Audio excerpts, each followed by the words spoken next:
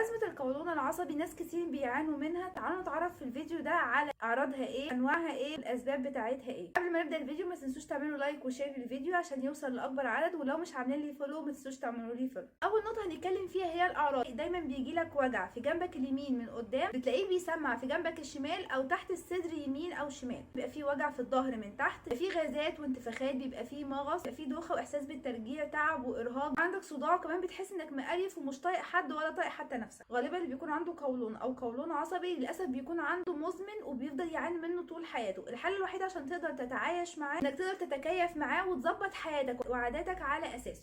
ايه انواع متلازمه القولون العصبي؟ في ناس بيجي لها اسهال، في ناس بيجي لها امساك، في ناس بيجي لها الاثنين مع بعض، يعني تلاقي عندها امساك وبعد كده يقلب معاها باسهال وهكذا. ايه الاسباب؟ السبب الاساسي مش معروف، ولكن في بعض الابحاث بتقول اول حاجه ان هو وراثه في العيله عندك، يعني في حد عندك في العيله كان بيعاني من متلازمه القولون العصبي وانت ورثتها منه. تاني حاجه ان انت عندك مشكله في البكتيريا الفلورا اللي بتكون موجوده في الجهاز الهضمي عندك. طبيعي عندنا كلنا بيكون في بكتيريا مفيده في الجهاز الهضمي بتاعنا. في بعض الابحاث بتقول ان الشخص اللي بيعاني من متلازمه القولون العصبي عنده مشكله في البكتيريا دي او بتكون مختلفه عن الشخص الطبيعي. رقم 3 ممكن بسبب مشكله نفسيه زي توتر، ارق، عصبيه، لدرجه ان العلماء سموه جات برين انتراكشن، يعني التفاعل اللي بيحصل ما بين المعده والمخ، وده بيدل على قوه تاثير الجهاز العصبي بتاعك على المعده عندك وعلى الجهاز الهضمي بصفه عامه. رقم 4 عادات غذائيه غلط. في حاجات انت بتعملها في الاكل بتاعك بتزود عندك الاعراض ومخليه عندك القولون تعبان دايما. رقم 5 مشكله في الامعاء نفسها عندك مؤثره على حركه الاكل في الجهاز الهضمي بتاعك، وبالتالي عامله لك مشكله في الهضم عندك وبالتالي مشكله في القولون. استنوا الفيديو الجاي هنتكلم عن العلاج وازاي نقدر ان احنا نتجنب الاعراض بتاع القولون.